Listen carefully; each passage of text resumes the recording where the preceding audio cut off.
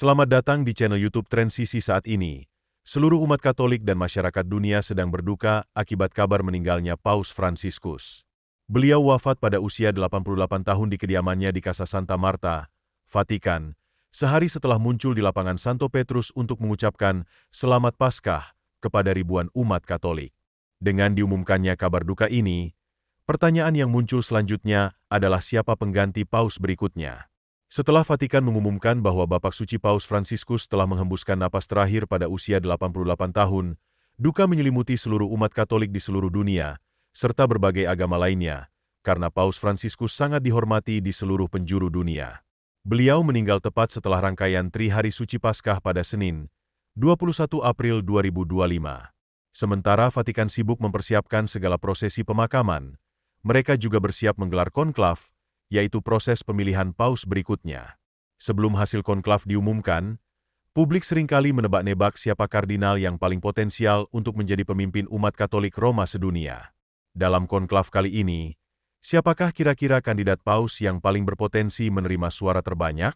Sebelum membahas lebih jauh, mari kita ulas secara singkat apa itu konklav atau pemilihan paus. Dalam konklav, para kardinal Gereja Katolik melakukan pertemuan tertutup yang biasanya diadakan di Kapel Sistina. Dalam rentang waktu 14 hingga 20 hari, mereka akan melakukan pemungutan suara untuk memilih salah satu di antara mereka sebagai paus berikutnya. Hanya kardinal yang berusia di bawah 80 tahun yang berhak memilih dan mengikuti prosesi konklav ini. Mereka juga diisolasi dan tidak dapat berkomunikasi dengan dunia luar selama pemilihan berlangsung. Pemilihan dilakukan secara rahasia, dengan kertas suara dibakar setelah setiap sesi. Jika asap yang keluar dari cerobong berwarna hitam, itu berarti belum ada kardinal yang terpilih sebagai paus. Sebaliknya, jika asap putih yang terlihat, umat Katolik siap menyambut pemimpin baru mereka. Diskusi mengenai nama-nama potensial sudah dimulai sejak lama di balik tembok Vatikan. Beberapa di antaranya dipandang sebagai sosok progresif yang mewarisi agenda Paus Fransiskus, sementara yang lainnya dikenal dengan sikap konservatifnya. Berikut adalah sejumlah nama yang diperkirakan menjadi kandidat paus paling potensial. Kandidat potensial untuk paus berikutnya. Yang pertama adalah Pier Battista Pizzaballa. Kandidat pertama adalah Pier Battista Pizzaballa, seorang pejabat tinggi Vatikan yang mengurus urusan Timur Tengah. Berusia 60 tahun dan berasal dari Italia, Kardinal Pizzaballa dianggap sebagai kandidat terdepan meskipun baru diangkat menjadi kardinal pada tahun 2023. Namanya semakin dikenal karena ia telah menghabiskan hampir seluruh karirnya di Timur Tengah dan Tepi Barat, salah satu wilayah konflik paling panas di dunia. Jika terpilih, ia akan menjadi paus asal Italia pertama sejak Paus Yohanes Paulus II terpilih pada tahun 1978. Para ahli memperkirakan bahwa ia berpotensi meraih 2/3 suara dari Dewan Kardinal, berkat sikapnya yang cenderung menghindari polemik doktrin. Namun, beberapa pihak juga berpendapat bahwa ia masih terlalu muda untuk menduduki jabatan paus. Kedua, Pietro Parolin. Kandidat potensial kedua adalah Pietro Parolin, seorang kardinal asal Italia berusia 70 tahun yang telah menjadi tangan kanan Paus Fransiskus sejak tahun 2013. Saat itu, Paus Fransiskus mengangkat Parolin sebagai Menteri Luar Negeri. Sejak penunjukannya, Parolin bertugas mengawasi urusan internal gereja dan mengarahkan kebijakan luar negeri. Ia dikenal dengan suara lembut dan pendekatan moderat, tidak condong ke arah konservatif maupun progresif. Dengan pengalaman lebih dari 20 tahun sebagai diplomat, Parolin memiliki hubungan yang erat dengan Kuria Vatikan dan jaringan internasional yang luas. Ia fasih berbahasa Inggris, Prancis, Italia, dan Spanyol. Dalam berbagai konferensi internasional, Parolin telah mengangkat isu-isu penting seperti Israel-Palestina, perubahan iklim, dan perdagangan manusia. Ia juga dianggap sebagai arsitek kemajuan Vatikan dalam beberapa tahun terakhir, berhasil menjembatani hubungan Vatikan dengan Cina dan Vietnam. Ketiga adalah Fridolin Ambongo. Kandidat ketiga adalah Kardinal Fridolin Ambongo, seorang uskup agung Kinshasa, ibu kota Republik Demokratik Kongo. Berusia 65 tahun, ia dianggap sebagai salah satu calon potensial sejak diangkat menjadi kardinal oleh Paus Fransiskus pada tahun 2019. Kardinal Ambongo dikenal dekat dengan Paus Fransiskus dan merupakan salah satu dari 9 anggota Dewan Kardinal. Selama ini, Paus Fransiskus selalu mendorong Gereja Katolik untuk menjangkau pinggiran, terutama di wilayah Afrika dan Asia, di mana komunitas Katolik sangat aktif. Sebanyak 18% populasi Afrika memeluk agama Katolik, dan benua ini juga melahirkan lebih banyak seminaris dibandingkan wilayah lainnya di dunia. Namun, publik masih mempertanyakan kapan Vatikan akan memilih seorang paus dari Afrika. Sepanjang sejarah, paus-paus sebelumnya mayoritas berasal dari Eropa, terutama Italia. Meskipun Paus Fransiskus adalah seorang Argentina, ia tetap berasal dari keluarga imigran Italia. Oleh karena itu, dunia sangat menantikan komitmen Gereja Katolik untuk menjangkau wilayah Afrika dan Asia dengan memilih paus pertama dari benua tersebut. Kandidat potensial untuk paus berikutnya keempat Kardinal Luis Antonio Tagle. Kandidat keempat adalah Kardinal Luis Antonio Tagle, seorang kardinal asal Filipina yang berusia 67 tahun. Filipina merupakan salah satu negara di mana Katolik masih memainkan peran penting, dan Paus Fransiskus memberikan perhatian khusus untuk membangun gereja yang tidak berorientasi pada Eropa. Tagle, yang dijuluki Fransiskus Asia, pertama kali diangkat sebagai kardinal pada tahun 2012 oleh Paus Benediktus XVI. Ia dikenal karena senyum ramahnya, yang membuatnya mendapat julukan Cito. Pendekatan Tagle yang bersahabat sejalan dengan perhatian Paus Fransiskus terhadap masyarakat miskin dan komunitas yang terpinggirkan di negara-negara berkembang. Tagle juga telah menangani sejumlah masalah pelik dalam gereja, termasuk polemik mengenai penerimaan komuni bagi umat Katolik yang bercerai dan menikah kembali. Pada tahun 2013, ia dianggap sebagai kandidat yang menjanjikan, meskipun saat itu masih dianggap terlalu muda.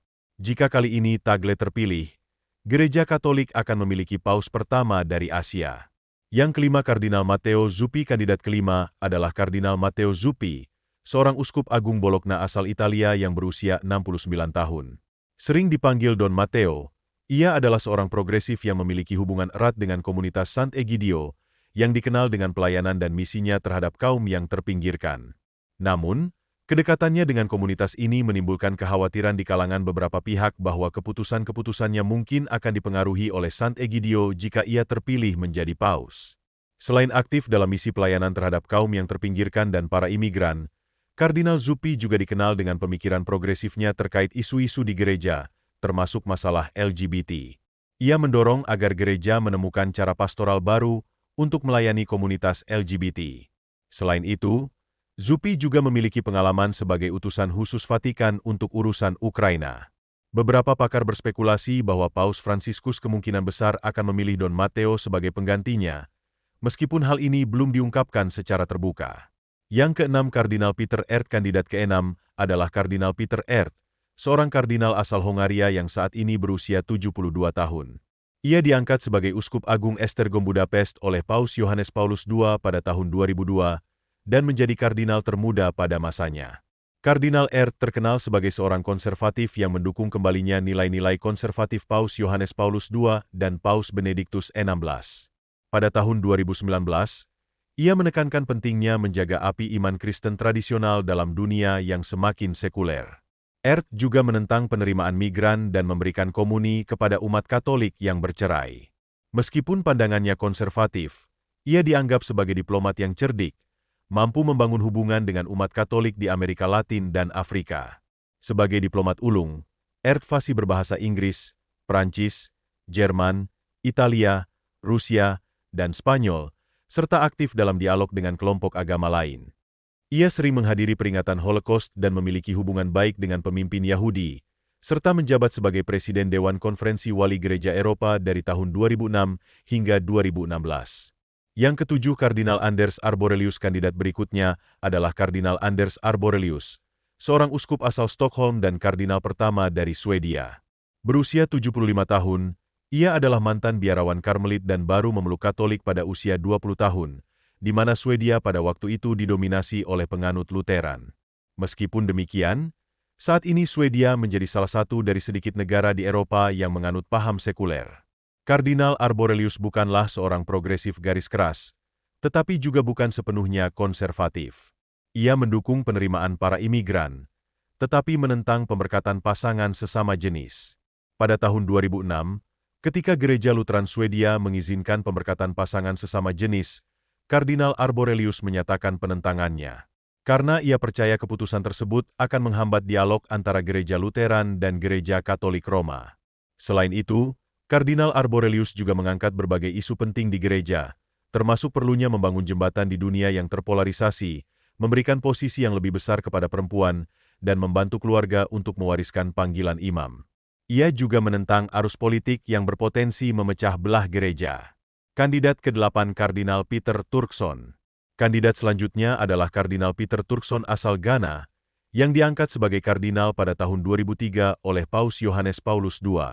Turkson dianggap sebagai kandidat potensial karena banyak umat Katolik mengharapkan paus yang merepresentasikan Afrika.